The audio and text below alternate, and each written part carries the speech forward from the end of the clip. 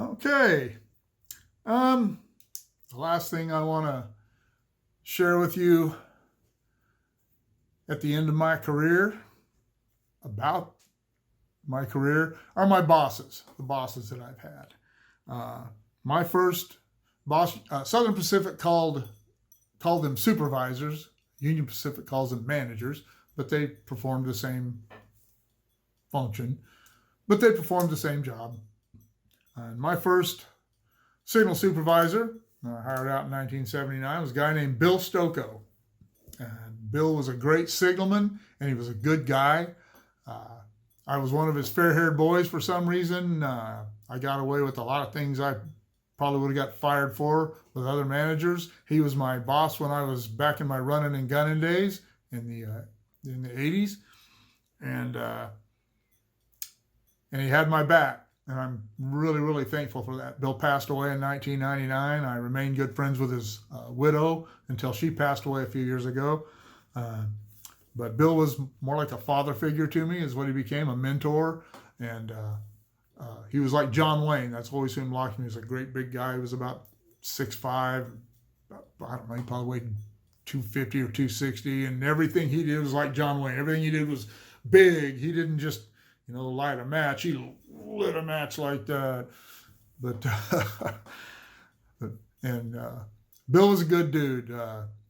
He didn't suffer fools easily, and if you weren't one of the sharp guys, he had no use for you. Didn't matter how nice a guy you were, he did not like you. He was an alpha male, and if you were an alpha male, like my buddy Don Ehler is, those two didn't get along. They barked at each other all the time. But after Bill retired, he always asked me how Don was doing and said that he always liked Don. I think he respected Don because Don never backed down from him. I didn't have that kind of relationship with Bill, but that's how he was. He was definitely an alpha male. And I worked for a guy named Bob Rogers up in Tulare. I worked for him 2 different times, once in the early 80s, and then again in the early or mid 90s. And Bob was brilliant. He was a brilliant circuit guy. He never worked in the field. He went into signal design as a young man, drawing up circuits and prints and all that stuff in the office in San Francisco, and came out of there into what was called an inspector's job at Southern Pacific. Anyway, he did that, and then he went into being a supervisor, and he was he was easily the nicest guy I ever worked for. Very calm, never got excited about anything. He was real quiet, but a real smart guy and a good guy to work for. I enjoyed working for Bob. Roger Rico. When Bill Stocco retired in 1989, Roger Rico took his place, and Roger, he was easily the most colorful character I ever worked for, probably one of the more colorful characters I've ever known. He didn't like me back then, and he was one of those guys I should say that at Southern Pacific, construction and maintenance weren't separated. Supervisor was in charge of all the gangs and all the maintainers and all the technicians. He was in charge of all of them. And if you worked on the gang, whether it was a 2-man gang or a 5-man gang or whatever, Roger didn't like you. He thought, he always denied that, but he didn't like you. When I was the gang foreman, I was the dumbest SOB in the world. I was worthless. I didn't know what I was doing. I was a pain in the neck. And the day I took the maintenance foreman's job, I became his right-hand man, and he couldn't do enough for me. Whatever I wanted, I got, and I was the man. Roger was another guy like Bob Rogers in the sense that he was brilliant with circuits. He could just close his eyes, and he had the circuitry of the old relay logic. If you were at a control point, an intermediate signal or a crossing, he had that stuff memorized. He'd close his eyes and tell you from memory how all those circuits worked, where all the relays were, which wires went where. It was uncanny. But Unlike Bob Rogers, he was not calm, he was not collected, and he was not quiet. Roger was about 5'6" probably, and he was bombastic. He'd get mad and throw things and yell and scream and call you names and make fun of you, but he didn't care if you did it to him. He'd call you a son of a bitch, you'd call him one right back, and he didn't care. And you'd get into a big argument with him about something, and when you get done arguing, he'd be like, "Are you mad at me?" It's like, "No, not really. If you're not mad at me," and he'd go buy you lunch. Well, sometimes he was a cheapskate too. But Roger was a good dude. But he retired in 2000, and that was one of the manager's jobs they offered to me when Roger retired. I didn't take it, obviously. But Roger passed away in 2004, and we became friends to the point that, like with Bill Stokoe, I would go visit Roger after he retired, go out there, and he'd have barbecues and stuff, and invite some of the guys that worked for him. He was a good guy. He was a colorful character, but he was a good guy. Greg Smith, I'd worked for Greg he was a gang foreman in Palmdale, and I worked for him as a signalman and as a lead man. Always got along really well with Greg. We liked each other a lot, respected each other. Greg was a good signalman. He trusted me and respected my knowledge and ideas, and he taught me a lot of stuff. And he became my supervisor up in Tulare at the end of my tenure as a gang foreman. And Greg was a SP company man all the way. When Union Pacific took over, he did not like the way they did things, and he quit and went to work for a signal design company back east. Something I don't even remember, but I was shocked. But Greg was a solid signal guy, and I enjoyed working for him. I was sorry to see him go. He was replaced by a guy named Randy Taylor. Randy was a maintenance foreman up the valley at the time, and I was a maintenance foreman down on this end. When I was recalled from being furloughed, I went to work for Randy as a foreman at the time.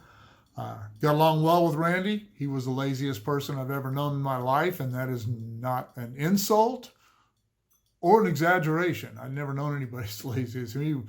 He wouldn't do things to get out of doing work. He just wasn't going to do it. He just wasn't going to.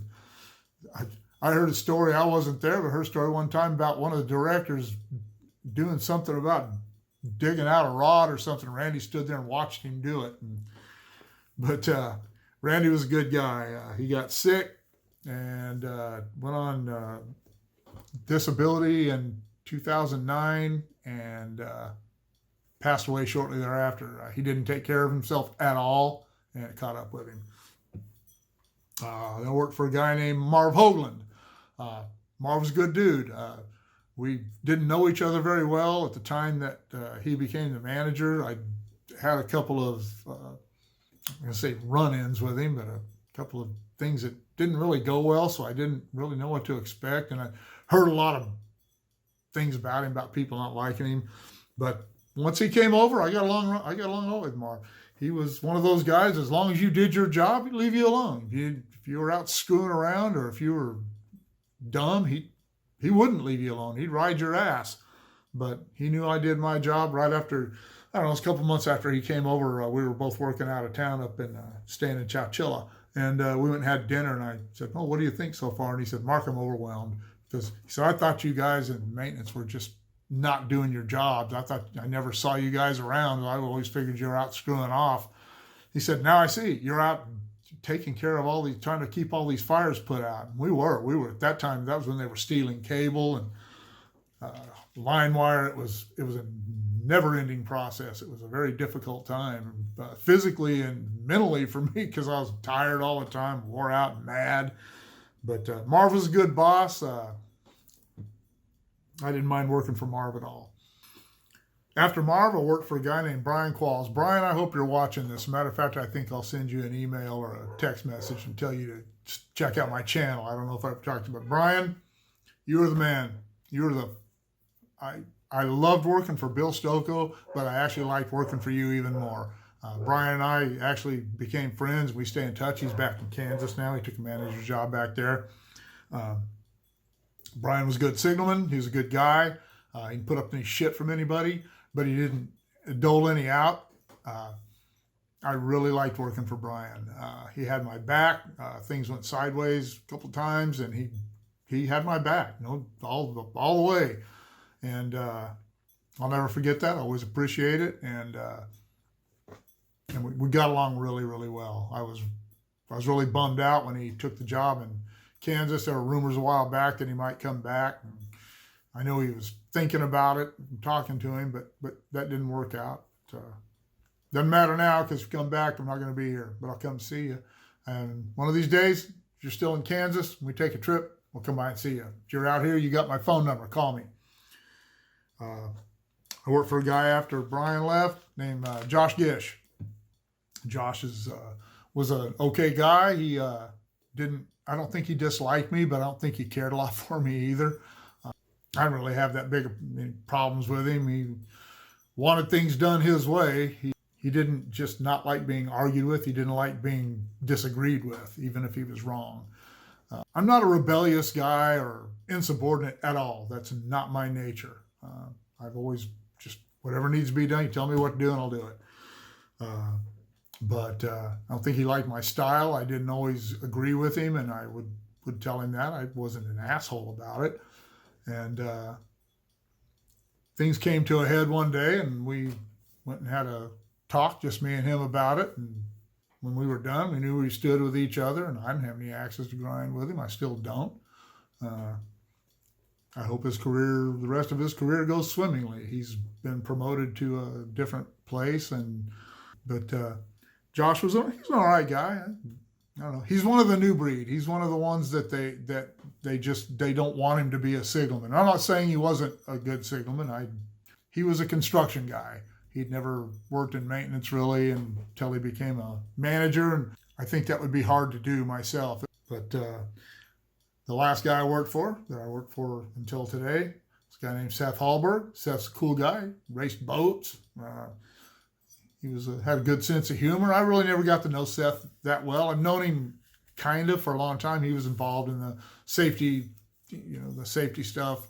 He was doing that when he was in ARSA and as a manager a little bit. And I used to see him at the safety conferences. But in the 7 months that I worked for him, I probably only saw him about a half a dozen times. He didn't come around here much. He left me alone. He didn't bug me. He knew I was on my way out, so he just kind of let me do my thing. I did my job. I wasn't going to leave him hanging out to dry.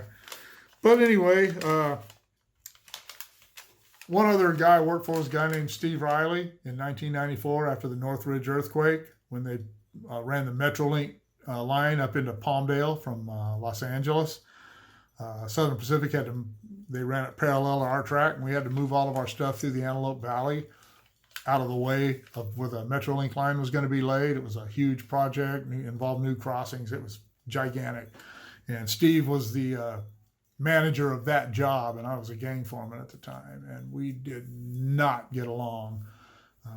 There again, I'm not a guy that just sits back and lets people run over me, and he didn't like that. That's what he was used to. It's what he expected from his guys. He steamrolled them, and he couldn't do that with me.